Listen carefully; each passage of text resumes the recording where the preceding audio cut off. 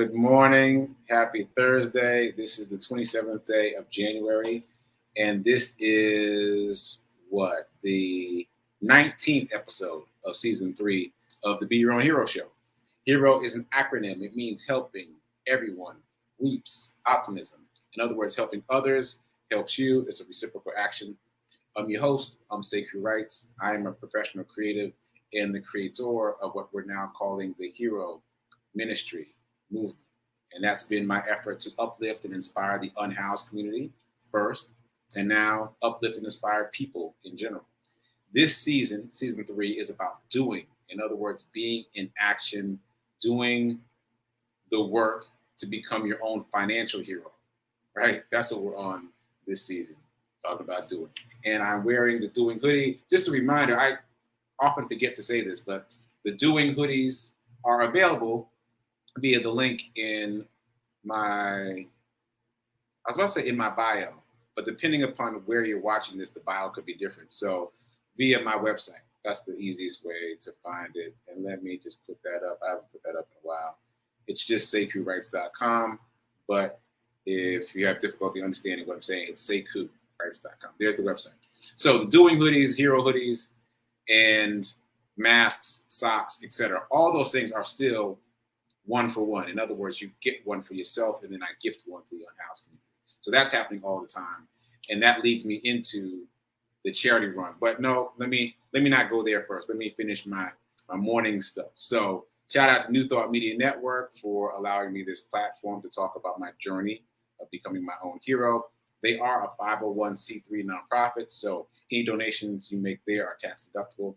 There's the website, ntmedia.org, and you can just click donate to make a donation. You can also check out the other programming on the network and on the radio station. If you go to the website, you'll see all that information. All right, shout out to Rev Robert and Rev Melissa.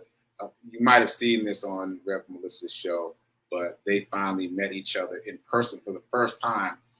It's so odd to think about it that way, that I guess I also have not met Reverend Robert in person for the first time, but I see him visually on mediums like this all the time, so it feels like we've met. But anyway, here's the picture of them hanging out on the West Coast. That's Reverend Robert, the founder of the New Thought Media Network. Okay, so I think that's it for the introductory stuff. Be sure to check out the show, the Be Your Own Hero show, Monday through Friday at 9:45 a.m. Eastern and 8:45 a.m. Central, 7:45 a.m. Mountain and West Coast. And if you missed the show, you can always watch the replay on Facebook and YouTube. Subscribe to my YouTube channel if you check it out over there. And you can also see all the previous episodes that I've ever done. Season 1, Season 2, all the previous episodes are available there. And I've also started reposting some of those previous episodes as audio content in my podcast. So you can check those out both on the sekouwrites podcast and the Get Rich 101 podcast. Okay, so Hero Ministry Movement news. Hero Ministry Movement news. So the run streak, I have been doing a run streak for a number of days. This is day 241, and I'm doing my 3rd charity run as a part of that run streak. I'm raising money for Mr. Charles. Just briefly, that's the man who I helped out of the snow. The man I helped who broke his foot on the ice a couple weeks ago. So I won't recap the whole story, but also shout out to Gladys. I saw that you made a donation to help me get Mr. Charles back on his feet. I appreciate that. And I invite all of you out there to do the same. You can just go to sekouwrites.com, and right there on the homepage, there is a link that says Charity Run, and that'll take you right to my GoFundMe campaign for Mr. Charles. Or you can go to GoFundMe and just search and find it that way. Either way, any donation is appreciated. Even just $1 is appreciated. I want to be able to give him a gift as he comes back from the hospital. Okay, so today's run story. I don't really have much of a run story today. I mean, I posted the run story on social media, so you can check out the full 3-minute run story over there. But in terms of a recap, I don't have much. The call to action for half marathon training for today is to run 3 miles at tempo. And I don't really know what that means. So I Googled it and I couldn't quite figure out what it meant. But I did 3 miles. And I also ran yesterday, which was supposed to be a rest day. So I feel like I'm on track. But it's interesting to me how it's not just about the miles, it's about how fast you run the miles.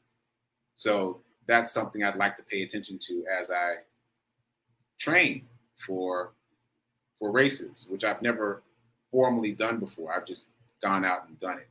So anyway, that was a kind of very brief sip of today's run story. Check out my run story on social media, TikTok, Instagram, Facebook.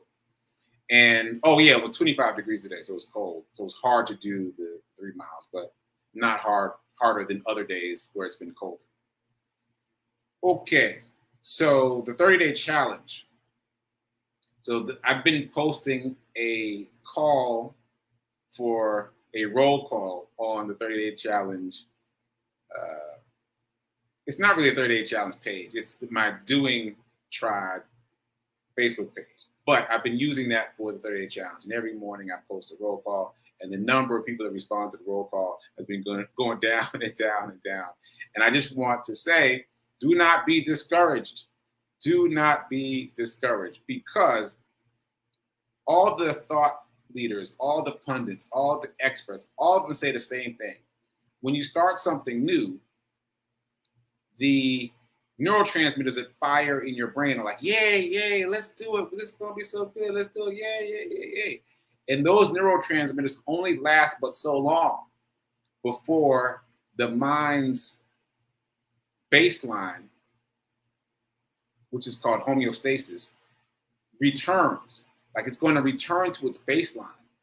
And the baseline is, for every human being, is about comfort and safety rather than growth and happiness. So it's going to do everything it can to pull you back to safety, to comfort. That's just the way the mind is wired neurologically. Oh, I can't say that word today. Anyway, in terms of neurological impulses, that's the way the brain is wired. So you have to actively push against it. So do not be discouraged. If you've fallen off the wagon, you haven't done what you thought you were going to do and you're feeling bad about it, don't feel bad about it. Be gentle with yourself. And also get back on the horse. Mixed metaphors, but you get my meaning. Is get back up there, try again, do more, try to go a little bit longer. Like if you made it 4 days and you fell off, try to make it 5 this time, right? But what you're doing is exercising the muscle of pushing back against your mind, which is trying to keep you comfortable. And if you want to know more about that, just Google homeostasis. It is fascinating, and go down that rabbit hole. Anyway, you can do it. I'm cheerleading for the people who are doing the 30-day challenge. You can do it. Stick with it. Just keep doing, and also consider lowering your bar for what you do daily to make sure that you can make it further, because your goal is to do 30 consecutive days. And the reason I've been emphasizing 30 consecutive days is because for me, and I can't guarantee this is going to happen for you, but for me, something shifted when I did something every single day for 30 days. It was different than being consistent about things I've done in the past. It was different than that. It's just a different kind of thing that awakens in your mind. So I'm anxious to hear back from some people that actually do it. Okay, so moving on, let me say what's up to the folks in the chat. Shout out to the folks that are watching live. Shout out to Nan. I've been having trouble seeing all of the comments. I think StreamYard changed something. So if I don't mention you, it's not by omission, it's because I can't see all the comments. Shout out to Tim. The water. It wasn't frozen today, but I didn't drink it. Anyway, I'm on it. I'm going to get back to my water intake. Morning, Gladys. Double good morning, Gladys. I don't know what I said, Tim, but I'm glad it was good advice. Okay, so I am moving on to, I guess, the morning zen. Yeah, let's do the morning zen. Let's do the morning zen. And yeah, I'm sorry. I was trying to remember what I just said. That was good advice.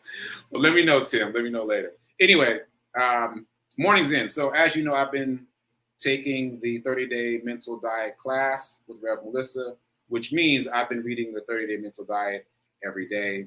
I mentioned that I got a triple, quadruple dose of day 20. So today was my day 21.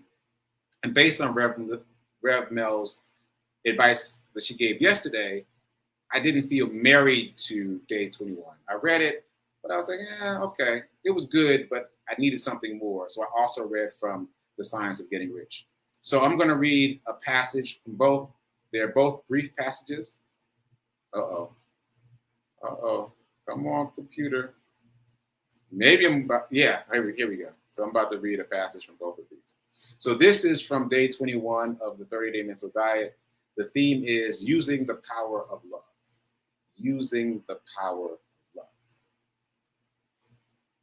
Regardless of what confronts me, I meet the situation with the creative, constructive force of love, which makes all things right. Regardless of what confronts me, I meet the situation with the creative, constructive force of love, which makes all things right. It's a good one. That said, I still felt like I needed some more, so I went on over to The Science of Getting Rich, which, just a reminder, is the book that I actually read in my podcast, Get Rich 101. So again, this is not a passage that you would expect from a book called Get Rich 101. Go listen to the podcast. Anyway, this is from The Science of Getting Rich. Without gratitude, you cannot keep from dissatisfied thoughts regarding things as they are. I'm going to say it again because the language, I mean, it was written in 1910, so sometimes the language is a little bit awkward. So I'm going to read it again to make sure you got it, and then I'll go on to the second sentence. Without gratitude, you can't keep from dissatisfied thoughts regarding things as they are. Basically, you can't keep yourself from being dissatisfied without gratitude. You need gratitude to keep you from feeling dissatisfied. Anyway, I'm going to read the whole passage. Without gratitude, you cannot keep from dissatisfied thoughts regarding things as they are. The moment you permit your mind to dwell with dissatisfaction upon things as they are, you begin to lose ground. So don't dwell with dissatisfaction on things as they are. Replace that feeling with gratitude. And here's a story that I didn't even mean to tell, but just popped in my head just now. I was in an airport traveling, and I was having a bad travel day. So many things that were going sideways. I won't repeat all those things because this is no complaining week. Reminder, this is no complaining week. So there were a lot of things going sideways, and I just felt like I was having one of those days. And I thought, I need to express gratitude. But what is there to be grateful for? And I started just choosing things around me that were really granular. I still remember this. I was like, I'm grateful for the color orange of these chairs, the chairs that were in the waiting room. I'm grateful for the reflection on the floor. I like the way the light's hitting at that certain angle. I'm grateful for these lights. I'm grateful. And once you start going, it's like there's something in you that wants to pick up gratitude speed. I swear to you, if you just pick one thing to be grateful for, your mind will feed you a second one and another one and another one. Just automatically, you try to be grateful for just one thing and watch how the mind gives you more.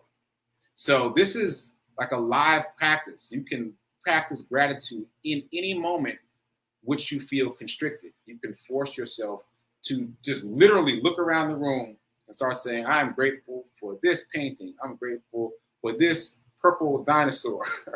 I'm grateful for whatever it is around you, and your mind will pick up momentum. All right, I had no idea I was going to tell that story today, but it's a cool story. Anyway, that's the morning Zen. And for those of you just joining us at 10 o'clock, just a quick reminder that this show now starts at 9:45 a.m. Eastern time. So join us a little bit earlier. And if you are joining now and you missed the beginning, you can check out the replay on YouTube and Facebook. But YouTube seems to be easier based on what people have said. All right. So all that said, let's shift gears and the envelope challenge. Envelope challenge for today is $1. Move $1 from your checkings to your savings or whatever bucket you've designated. Because what I've said I'm going to do now is put it in a savings account bucket for now until it reaches a certain amount, and then I'm going to move it over to a brokerage account to see what happens in terms of interest on cash sitting in a brokerage account. So I'll keep you posted on that. Okay, so now back to abundance. Back to abundance. So let's do our affirmation. Uh-oh. Where's the affirmation? Here we go. I'm so happy and grateful to be a multimillionaire in every area of my life. I'm so happy and grateful to be a multimillionaire in every area of my life. All right, and then the second reminder is poor people spend, the middle class saves, but the wealthy, they invest. So if you want to be wealthy, you have to invest. It's not optional. It's not optional. It is not optional. You must invest. Otherwise, the value of the money that you have stored away somewhere is reducing itself. Right now, it's just evaporating little by little. If you remember my experiment from the other day, we talked about $800 that we put in the stock market versus $800 that was sitting in a savings account. And the $800 that was sitting in the savings account, it still said $800, and it gained $7, a little over $7 in interest over 15 years. But inflation over that same amount of time reduced the value of that money by $300. So it says balance $800 or $807, whatever. But the value of it was only $500. In other words, it could only buy $500 worth of goods and services because inflation has cut into the value of it. What is that? Is it a Pac-Man I'm doing? Just did a Pac-Man. I don't know where that came from. Anyway, the Pac-Man came and gobbled up the value of your money. So investing is not optional. All right, so that's it. I wanted to circle back to some of the comments from yesterday. Lots of comments yesterday. I appreciate it. So let me respond to these. So someone asked about tax on crypto trading. So I haven't done any crypto trading, and I know that the government is trying to figure out how they can get their piece of crypto because it's getting bigger and bigger. So I'm not sure where we land on that yet, but I know that trading is taxable because you're making money. Like if you make money, right? So if you make a trade and you're up $5, well, that's income. So I'm not sure what the threshold is. I got an email this week from Cash App that implies the threshold is $10, meaning that if you make at least $10 trading stocks on Cash App, then you have to report it. So I'm not 100% sure what the threshold is.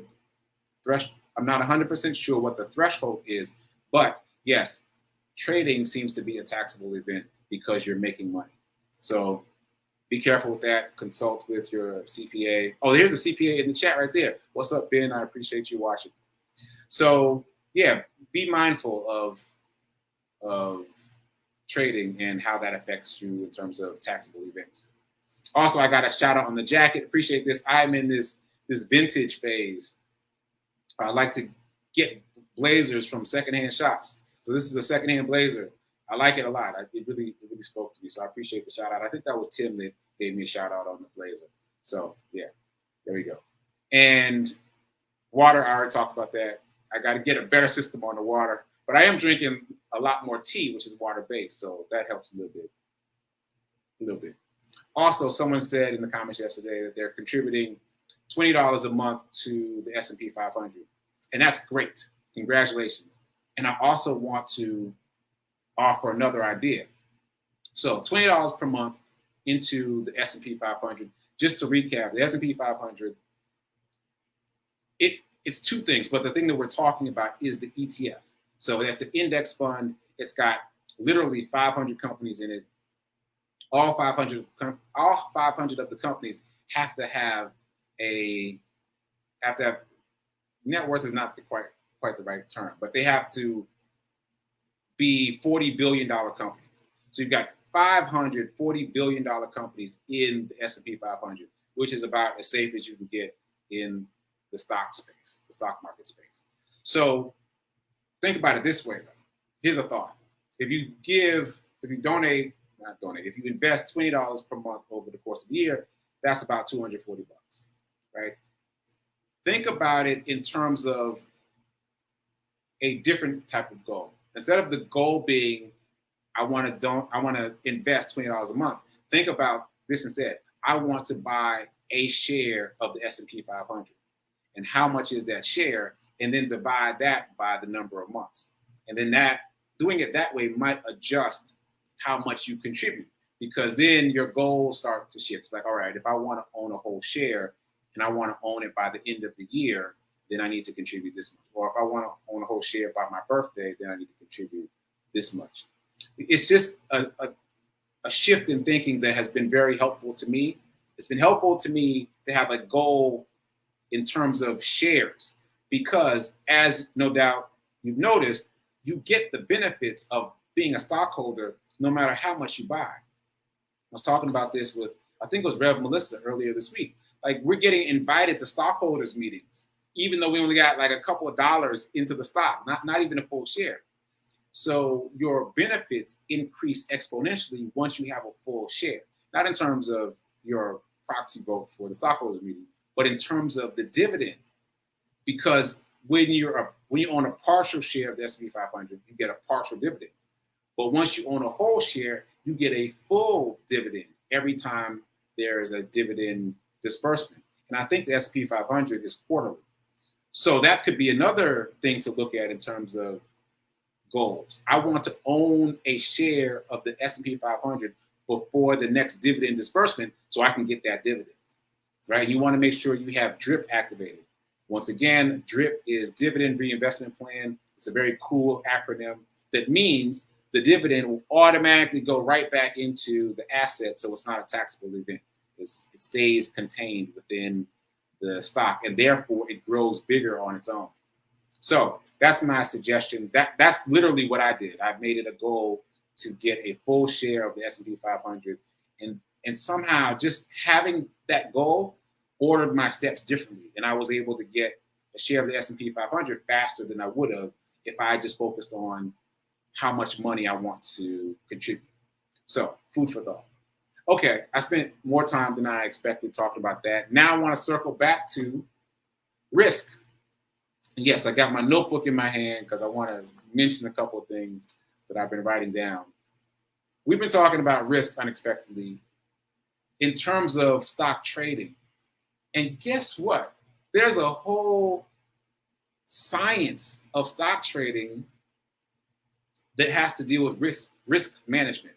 Like this is a field of study. Like, if you want to trade stocks, you've got to study risk management. It's what you have to do. It's part of the process of becoming a stock trader. I should rephrase, no one has to do anything. But if you want to be good at stock trading, you need to understand and study risk management. I think that's brilliant, because risk management is something that we need in life, right? And so having a career that forces you to comprehend risk management is a really good way to apply risk management throughout your life. So that's my first thought. And the second thought is cognitive bias. Can you believe that cognitive bias came up in my study of stock trading? Like, what? Like, you expect cognitive bias to come up in therapy, let's say, right? Or anything related to psychology. There's my alarm telling me to go ahead and wrap it up. All right, so you expect it to come up there, but I definitely did not expect cognitive bias to come up in terms of stock trading, but it comes up often. Matter of fact, I'm going to read this quote really quickly. According to the Stock Trading University podcast, which I've gotten into recently.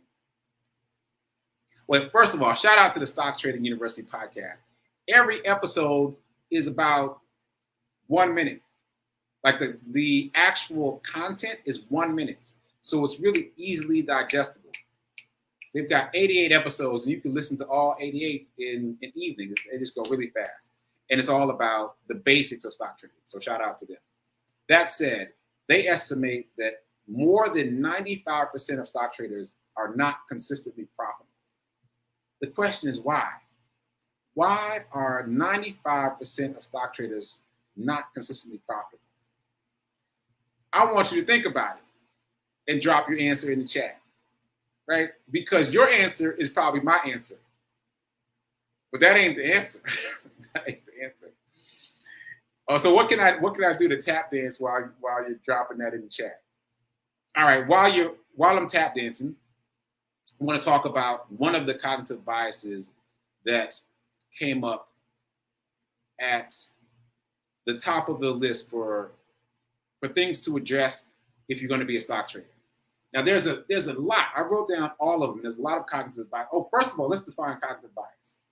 So I looked it up. Cognitive bias is a systematic error in thinking. A systematic error in thinking. And it's caused by mental mistakes. A systematic error in thinking caused by mental mistakes. And here are some easy examples. Oh, so here's an easy one. Yes. Assuming that everyone shares your opinion. And we do that so often. We assume that, especially the people close to us, our brothers, cousins, relatives, mothers, sons, daughters, we assume, especially because we're close in terms of family, that they see the world the same way we see the world.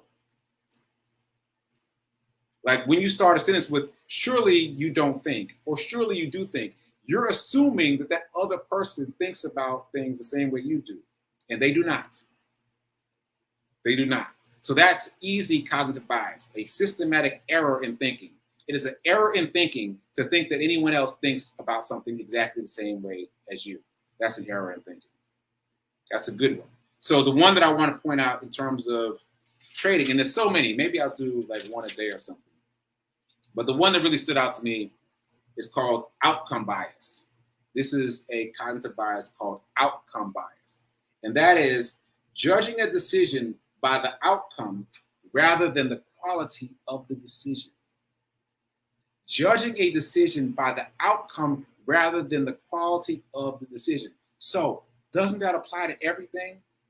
Like it easily applies to relationships, right? The relationship didn't go where you thought it would. That's the outcome.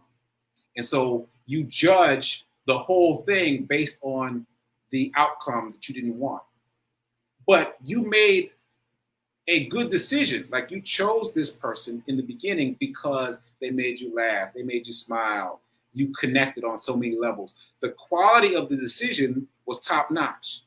Just because the outcome isn't what you wanted doesn't negate the quality of the decision you made at the beginning, right? Outcome bias is a cognitive bias that came up in terms of stock trading. And there's a list of them, things that you must conquer in order to be an effective stock trader. So hopefully I've given you enough time to drop your answers into the chat, but I'm just going to give it to you now because I'm out of time. So the answer is, I guess it's obvious now, the answer is mindset. That's why 95% of stock traders are not consistently profitable because they don't have a winning mindset. Can you imagine? My thought was, it's because it's complicated. It's because it's difficult. No, that's not why. It's because they don't have the right mindset. So obviously I'm excited about this. I'm going to keep talking about stock trading and mindset. I see there's some comments. I'll check them out after the show and respond to them tomorrow if need be. Right now it's time for prayer time. Sorry, I'm cutting into your time, prayer time. My bad.